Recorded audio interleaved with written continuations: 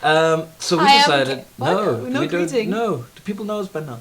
Oh, okay, what if it's your first time watching the video? Then hi, I'm Kay. Hi, I'm Armand. And welcome to the life of Kay and Day. Welcome to the life of Kay and Day. We're gonna take you on a trip. Yeah. Down our memory lane. Our memory lane. So it's our life story and our love story, and like just us and getting to know us a little bit better, and yeah, how we became. Okay. Life of Kay and A. So yeah.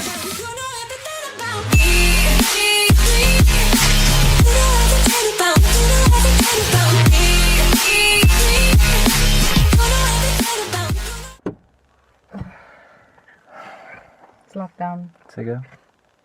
It's lockdown. Damn it. Let's go back. I was at the. My name is Keamogetswe Kay Musiani. That is my full name, not my only name, not my full. Okay, anyway. And I was born in Gauteng. I was born at a hospital called Lenmed in Lenasia. Okay. And I lived in Vereniging for the greater part of my life, in a beautiful home in a street called Kwarsiet. So I grew up in Vereniging, and I was born in 93, so this was sort of just post-apartheid. I was born in 1993. Okay. So you're only a year older than me.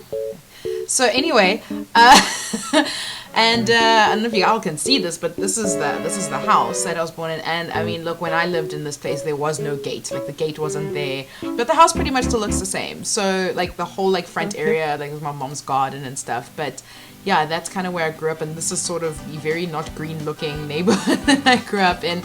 But yeah, I grew up in Vereniging, and again, this was just post 93, so you know, as 93, I say apartheid, and you know, I just remember growing up, we were one of the few black families that actually stayed in the area that we stayed in, you know. But you know, as time went by, there were more. But it was quite an interesting place to grow up because, you know, everybody was super friendly and stuff like that. But you know, we kind of had to like, that's kind of where I got my education to Afrikaans in a way.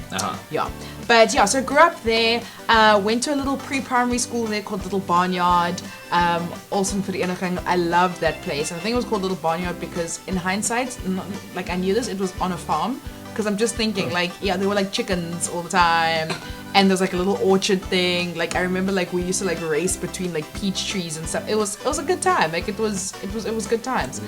5 minutes later. And that's where I became a little rambunctious little soul. Rambunctious, you know. Yeah, I participated in everything. Like I did everything. I was that kid. You know what I mean? I was like athletic and sporty and in pre-primary already. In pre-primary already. Like I remember in my last year of pre-primary, the year I graduated, I got the lead role in our pre-primary like show thing. And everybody was dressed up as little bugs, and I got to stand up on the thing with like a little aerosol thing and say, "It kills all known bugs dead." It was great. Raid Flying Insect Killer. The patented clean-smelling formula kills bugs dead with no unpleasant odor. Get Raid from Johnson Wax. Had to start somewhere. Okay. But that was yeah, me at a little farmyard. And then when I turned 7 in the year 2000, Y2K, yeah, my family then moved to East London. And I started grade 1 at Grenouille Primary School in East London, which I honestly have like the best memories of being there. It was absolutely amazing. It's a beautiful school.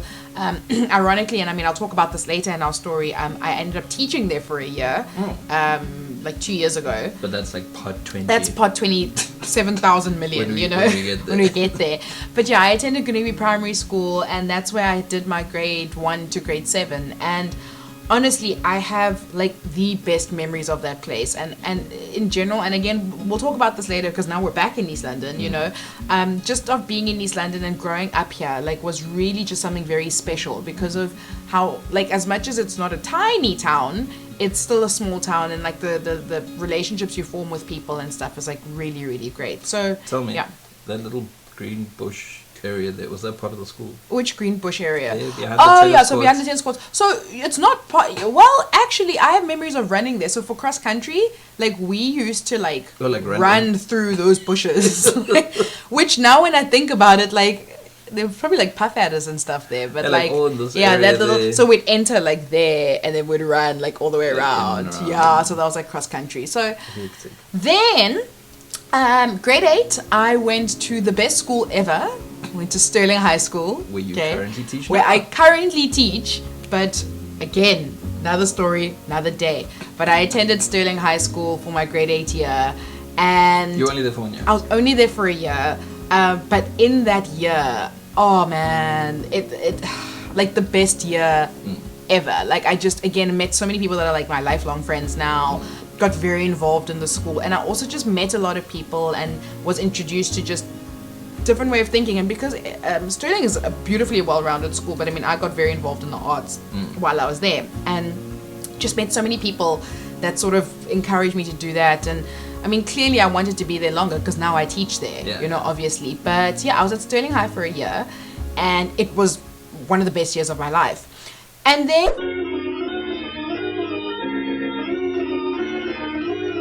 and so for grade 9 till matric, I attended NSA, which is the National School of the Arts. Now, I get a reaction every time I talk about the fact that I went to NSA. Everyone's like, oh, I went to NSA. People are like, NSA be bougie. you see, I'm not saying NSA isn't bougie. Like, I'm not saying that. Please, like, don't get me wrong, y'all. I'm not saying it's not bougie. But, like, I think because I went there, I don't, like, You know, in my mind, it wasn't, like the bougie. But it's because I went there. You know what I mean? It's like if somebody that went to Juilliard, they'll say, I went to Juilliard. You know what I mean? Yeah, but you're saying you went to Juilliard because it's bougie. Okay, well, I went to NSA, and I specialized in music at NSA. And NSA was, if I'm honest, it was a very interesting and like learning experience for me, because I got to NSA in like the peak of my teenagehood, you know, and that's kind of when you start making the mistakes and whatever. And then to also go from a town like East London to Joburg, it's a lot. It's a lot. And I mean, if I zoom out here a little bit, NSA is like in the heart of Joburg. NSA is slap bang kutloko kekeke in town. Like kuku. Like it's got its own space. Like and also around NSA there's like 3 other schools. There's like Help McGard is right there, Rand Girls is right there, Parktown Boys is right there. So like we're all like literally that's NSA. Yeah. That's Rand. That's Help McGard. That's Rand Girls. Parktown Boys is down here. Down here at the bottom. Yeah. So I mean it's in the heart of Joburg, but I honestly, like, I am so thankful to have gone to that school, because there's things that I learned there that prepared me for my life and for varsity that I could not take back. And I mean, I could have gone to any school, but I'm so thankful that I went to a school that kind of gave me a heads up of like the industry and all that stuff. And like the people that I've met there are like our celebrities now, you know what I mean? So, and those are all my friends, and I'm like super proud of the work that they've been able to do and having that platform, you know, in a school like NSA. So Tell me, some of the people you went to school with there that are now... Ooh, child, let me just think. So there's Zoe Mudicha, she was in the same year as me. Langa Mavusa, I'm also giving y'all shout out because there's shout my out to people. you guys. Yeah, shout out to you guys. Langa Mavusa was there. Shiano Sky went there. I'm sorry if I leave anybody out. Like I'm like thinking on the top of my thing there. Karabon Chweng.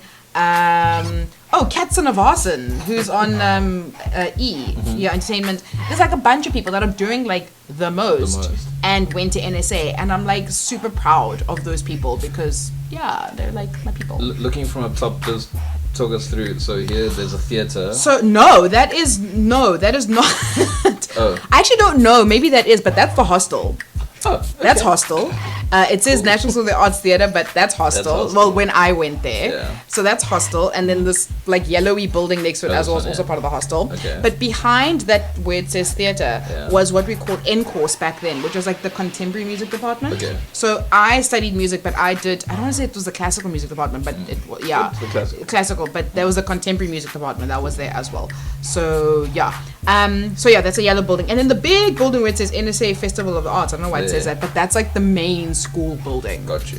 Where the classrooms are. And one of the misconceptions about NSA is that people don't think it's a normal school. Like, it is a normal school with like, you still take your 7 subjects like you should. It's just that everybody that goes to NSA, one of their subjects is an art subject. Got you. So you can't do music and drama. I don't know if that's changed now, but you specialize in one. But obviously there's opportunities to, link them because there's shows throughout the year and stuff, which was really cool. Even though you were studying the one, you still got to do the other if you could.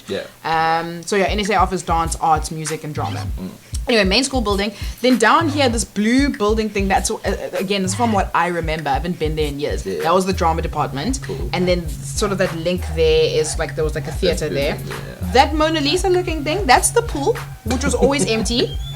Still looks Clearly, empty. yeah, clearly in like recent years they've gotten more creative in making it look like something. Oh wait, it's actually it is. It's Mona Lisa. It's listen, and they've made. But back when I was there, y'all, we didn't care. We made it a chessboard, and nobody even played.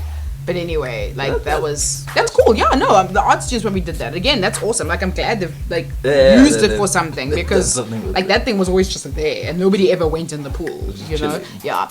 And then on this side, sort of just like to the left, that is the music department. This whole building there is the music department. So with the practice rooms and everything, that whole thing's the music department. The dance and art was all inside the main building. Okay. Everything was inside the main building. This building reminds me of just from the outside. Yeah. It looks like, what is that movie where they did that whole like breath. Step Up? It's a Step Up. Step Up. Yeah. Yeah, It's sort of like the front of it sort of looks like. Yeah, like MSA. It's so funny because when Step Up came out, a lot of people, because it's MSA, it was Maryland School of the Arts, and Step Up, people were always like, oh, it's like NSA, like MSA. And we're like, yeah, no. Like, not really. I mean, there were things that were similar, but not really. But yeah, no,